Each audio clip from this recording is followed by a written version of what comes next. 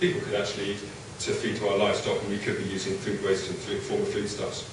In addition to carbon saved, for a tonne of food waste as animal feed, you could save 1 million litres of water, and then obviously the land that is being used to grow that animal feed could be used for more beneficial purposes.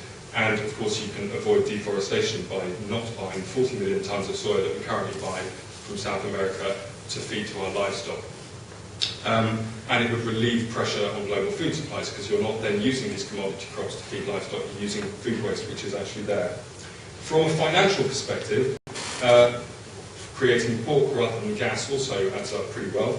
A tonne of food waste turned into gas, turned into electricity in an AD plant will yield you electricity at a retail price of about £37.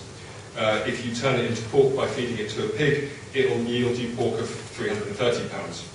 While it is very, very good, clearly, to pull food waste up the waste hierarchy by diverting it from landfill and putting it in an anaerobic digestion plant, the risk is diverting it by pulling it down the waste hierarchy by creating such attractive fiscal incentives for anaerobic digestion that actually it becomes more attractive to do something which is actually less good environmentally. And that's the risk that I want to address. Some measures that we can take right now that would have financial and environmental benefits.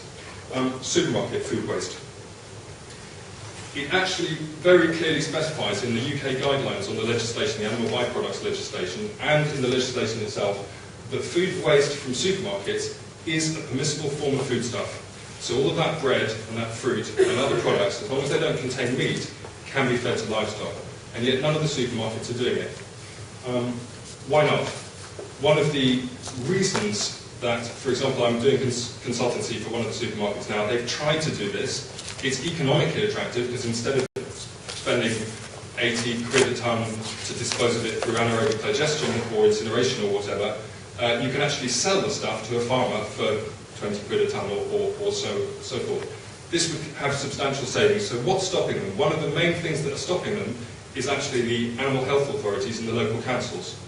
Now, the surveys that I've done of people on the ground in the local councils who are responsible for administering this kind of scheme is that they simply don't understand it.